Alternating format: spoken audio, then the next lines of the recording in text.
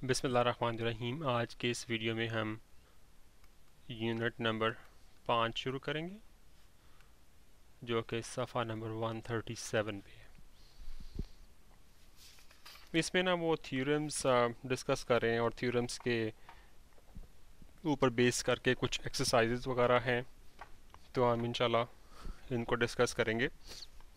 तो मेरा ख्याल है सीधा 138 पेज पे जो पहला वाला थ्योरम है उसकी तरफ चलते हैं।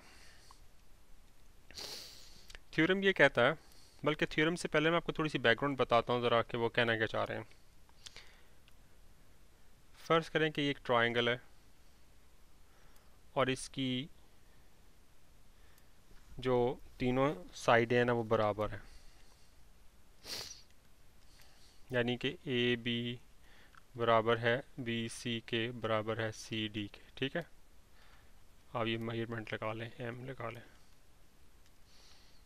अब चूँकि साइडें सारी की सारी बराबर हैं तो इनके जो सामने के एंगल है ना, ए सी के सामने एंगल बी है, ए बी के सामने एंगल सी है और इस तरह बी सी के सामने एंगल ए है।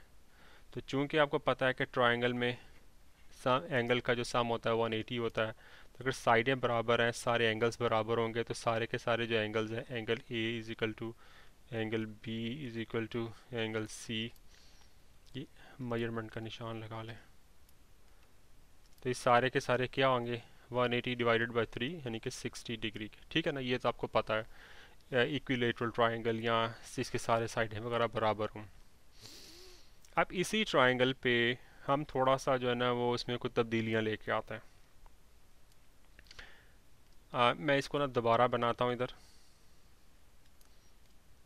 और फिर मैं ये आप प्लीज़ अज्यूम, यह थोड़ी सी मुझसे बड़ी लगी ये लाइन, लेकिन और ये थोड़ी सी तरफ बड़ी लगी इससे, लेकिन आप प्लीज़ अज्यूम करें कि सारी की सारी साइडें बराबर हैं और जो मैंने ट्रायंगल ऊपर बनाई थी ना, मैं एग्जैक्टली वही बना रहा हूँ।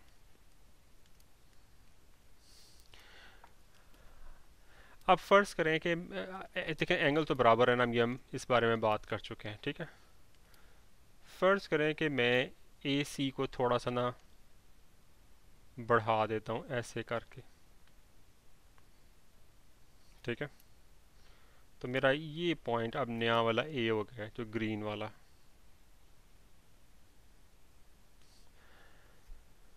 अब वो नोट कीजिए कि अब जो नया ए सी है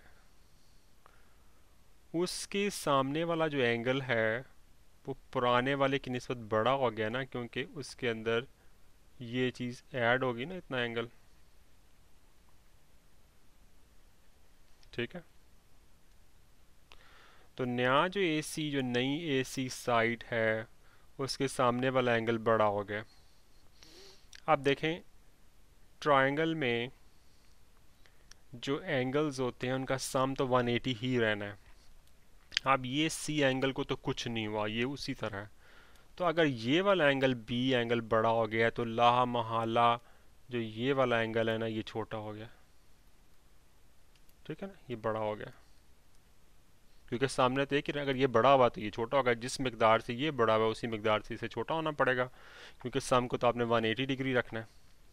अब आप ये देखें कि पुराने वाली से अगर कंपेयर करें, पुराने वाली ट्रायंगल से नए वाली ट्रायंगल को, तो आप इस नतीजे पे पहुंच सकते हैं कि जब एक साइड बड़ी हो जाती है तो उसके सामने वाला एंगल भी बड़ा हो जाता। ठीक है, एक तो ये चीज़ होगी। दूसरी चीज़ ये आप देखें कि अगर आप इस तरह भी इस चीज़ को देखें कि पुराने वाली साइड ए सी और बी सी, इनके सामने वाले एंगल्स को देखें, यानी कि एंगल ए, पुराना वाला एंगल ए देखें, पुराना वाला एंगल बी देखें,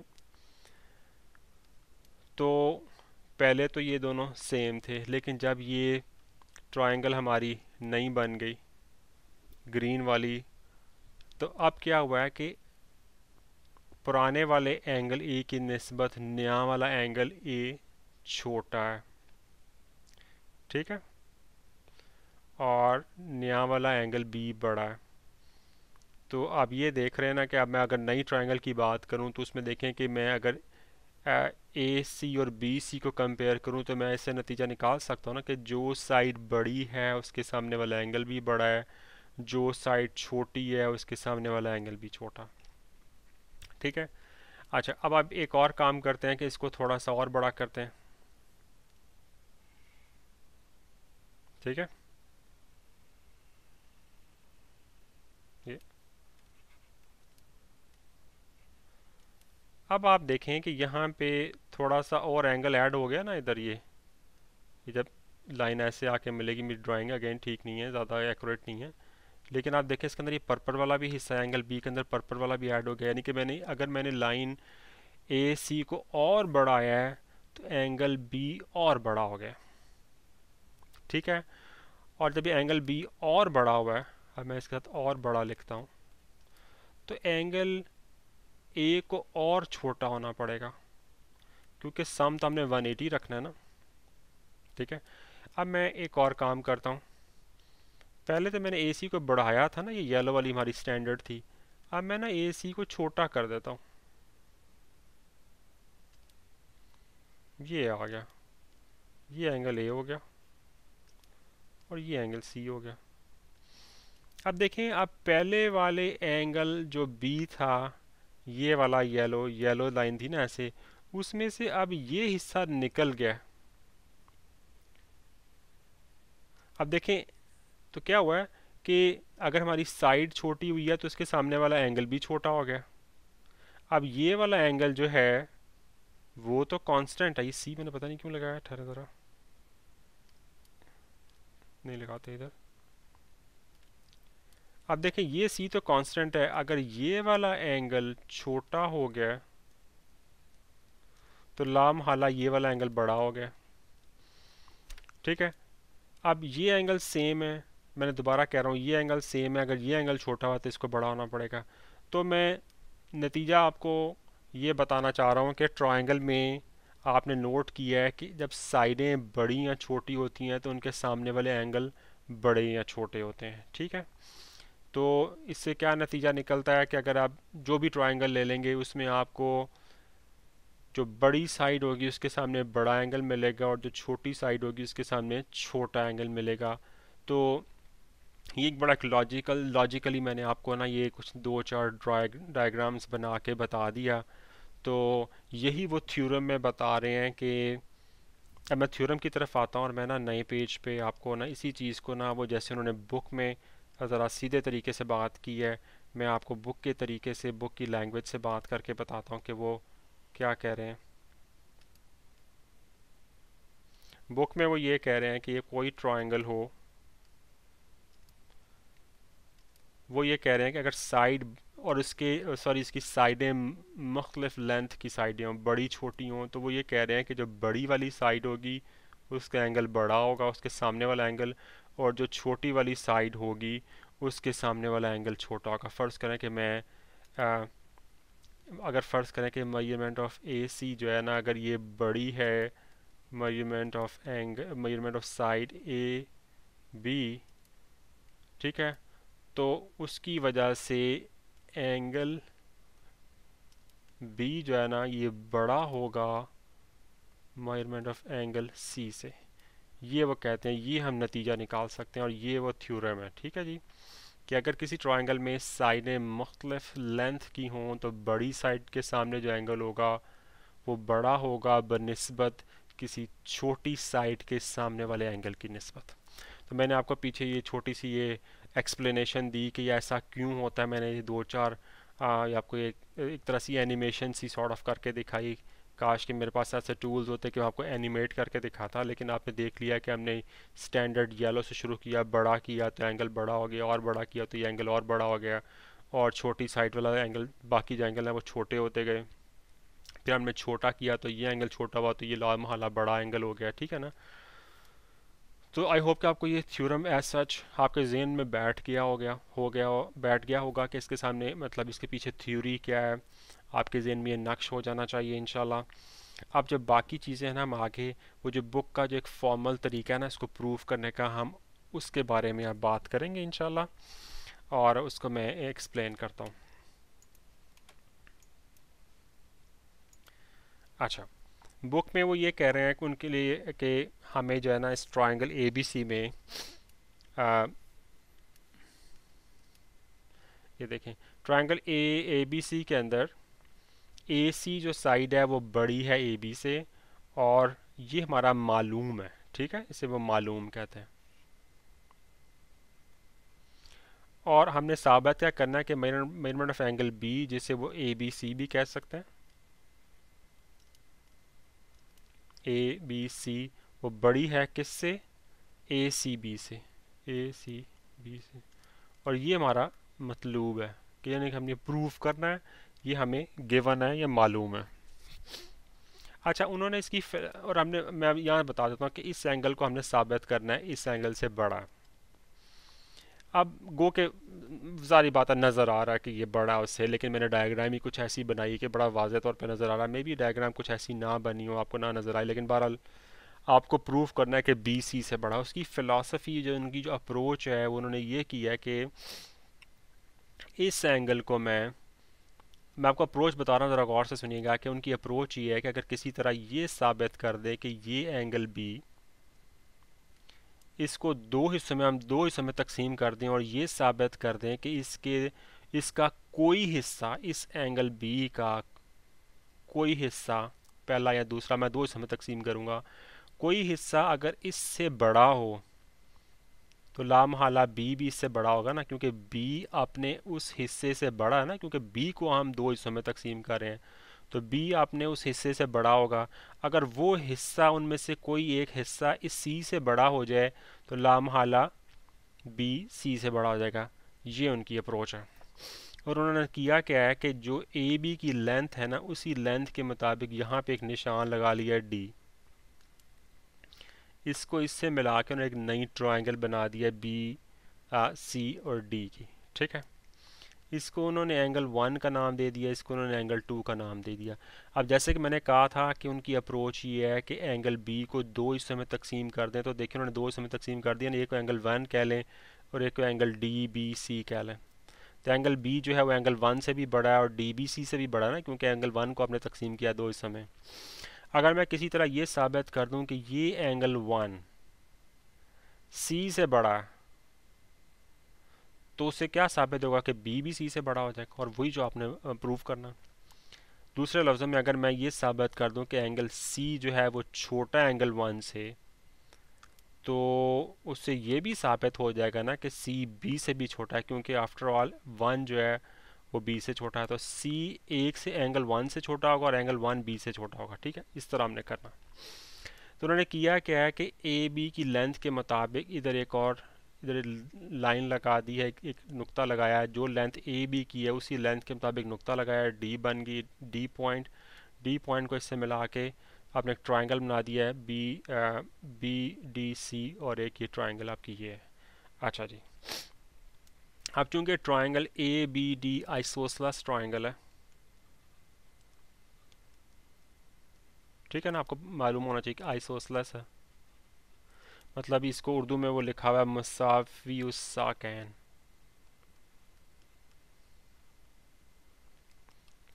उसकी खूबी आपको पता ना ये होती है कि अगर दो साइडें बराबर हों आमने सामने की, तो उनके सामने के एंगल्स भी बराबर होते हैं, यानी कि एंगल 1 और एंगल 2 बराबर है। तो ट्रायंगल ए बी डी में क्या है कि measurement of angle 1 is equal to measurement of angle 2, क्योंकि ये आइसोसेलेस ट्रायंगल है, ठीक है ना, isosceles triangle.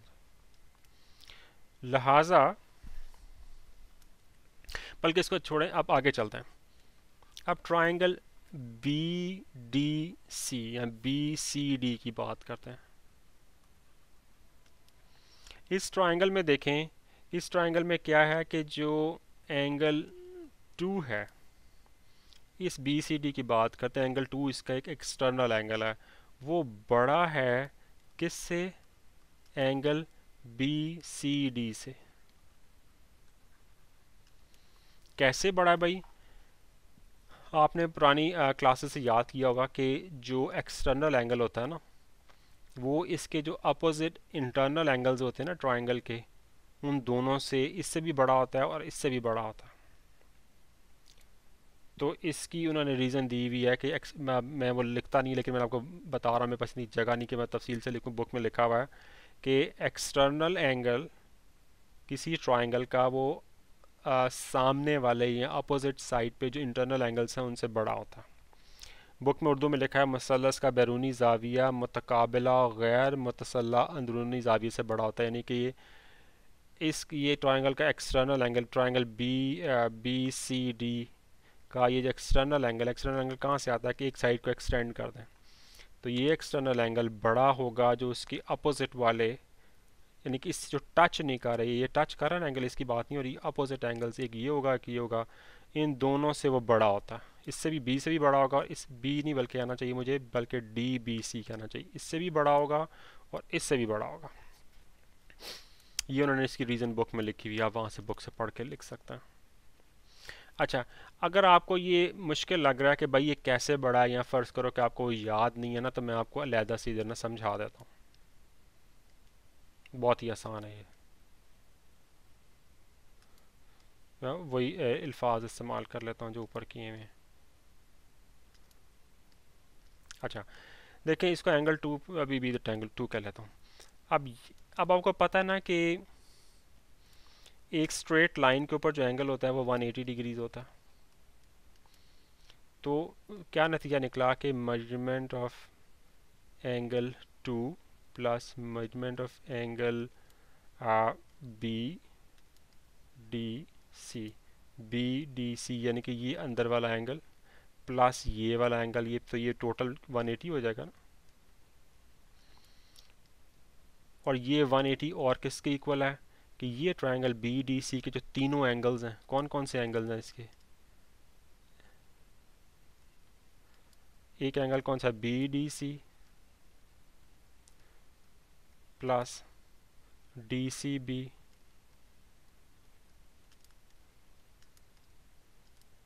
Plus C B D.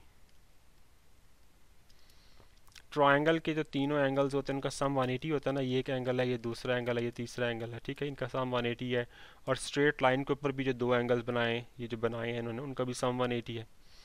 तो अब दोनों चीज़ों में क्या चीज़ कॉमन है, बी डी सी कॉमन है ना, इधर भी बी डी सी। तो बाकी क्या बचा, measurement of angle two is equal to measurement of angle D C B plus measurement of angle C B D. D C B कौन सा है, डी सी बी ये वाला, ठीक है ना, ये सॉरी इधर आना चाहिए, ठीक है ये। और सी बी डी कौन सा, सी बी डी ये वाला। तो क्या इधर से साबित हो गया ना कि फिर मेजरमेंट ऑफ एंगल टू जो है ना, ये वाली इसका और इसका सम है। तो इसका सम है, इसका मतलब ये कि ये एंगल इससे भी बड़ा और ये एंगल इससे भी बड़ा।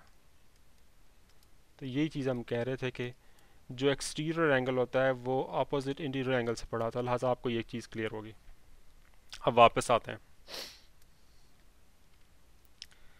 अब इस बात से और इस बात से मैं ये नतीजा निकाल सकता हूँ कि देखिए यहाँ मैंने कहा ना कि एंगल टू बड़ा है एंगल बी सी डी से, जबकि एंगल टू जो है वो बराबर है एंगल वन के। तो इसके अंदर मैं यहाँ पे एंगल वन लिख देता हूँ फिर। तो अब मैंने क्या कह दिया जी कि ये वाला एंगल इस एंगल से बड़ा है बी सी डी से। तो आप मतलब आपको इशारा मिल गया होगा कि अब कहानी ख़त्म होगी, प्रूव हो गया। हमारी अप्रोच यही थी ना कि भाई अगर हम ये जो बड़ा बी एंगल है या ए बी सी कह लें, इसके दो हिस्से कर दें और अगर ये साबित कर दें कि एक हिस्सा इससे बड़ा है, तो उससे ऑटोमेटिकली साबित हो जाएगा कि पूरा एंगल भी इससे बड़ा होगा, ठीक है ना। तो वो आपने प्रूव कर दिया। बहरहाल उन्होंने ना वो तफसील से इसका लिखा हुआ है, अगर आप चाहें तो इसको लिख सकते हैं। बहरहाल मेरे पास थोड़ी सी जगह है, मैं लिख देता हूँ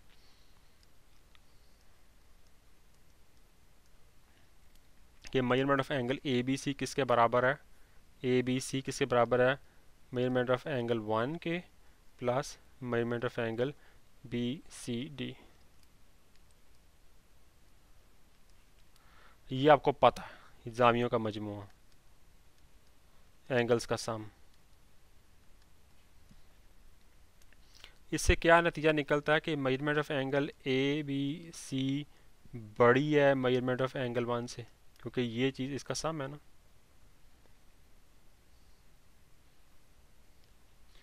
ये चूंकि हमें पता है, ठीक है ना, कि A B C angle one और बी सी डी का सम है, तो इससे ये नतीजा निकलता ना कि अगर ए बी सी बड़ा है एंगल वन से। अब आपका angle one, measurement of A B C बड़ी है एंगल वन से, और एंगल वन यहाँ आप साबित कर चुके हैं, यहाँ से इधर लेके आऊँ, वो बड़ी है measurement of angle B C D से। भाई अगर आप गौर से देखें तो मैंने आपकी जो ये वाली चीज़ है ये मैं यहाँ से ले आया हूँ, और जो ये वाली चीज़ है उसको मैं यहाँ ले आया हूँ, ठीक है ना। तो इससे क्या साबित होता है फिर एंड में, जो जो कि हमने प्रूव करना है कि भाई measurement of angle A B C बड़ी है, ये चीज़ इससे बड़ी और ये चीज़ इससे बड़ी, तो साबित होना कि ये चीज़ भी इससे बड़ी है। तो यही चीज़ आपने प्रूव करनी थी।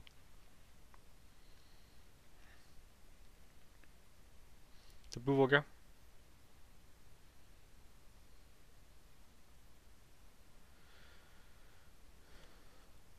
और मेरा ख्याल है खासा क्लियर हो गया।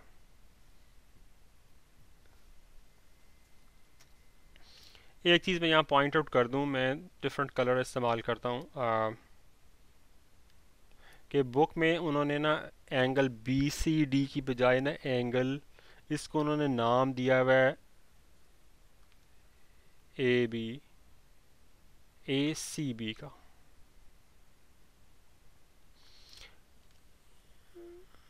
दोनों एक ही चीज़ें हैं, देखें, ए सी बी या डी सी बी एक ही चीज़ें, बी सी डी कह लें या बी सी ए कह लें, एंगल तो यही है ना, एक ही है। तो मैंने उस तरह इस्तेमाल नहीं किया, लेकिन बहरहाल आपको पता होना चाहिए, मेरी एकदम बुक में नज़र पड़ी उसमें उस तरह इस्तेमाल किया, तो मैंने वो भी आपको एक्सप्लेन कर दिया। तो इसके साथ ही जो है ये थ्योरम जो है ना वो ख़त्म हुआ। अब इंशाल्लाह अगले वाले वीडियो में ना जो इसका जो दूसरा वाला है ना मसला या थ्योरम वन ए, उसको डिस्कस करेंगे। अस्सलाम वालेकुम।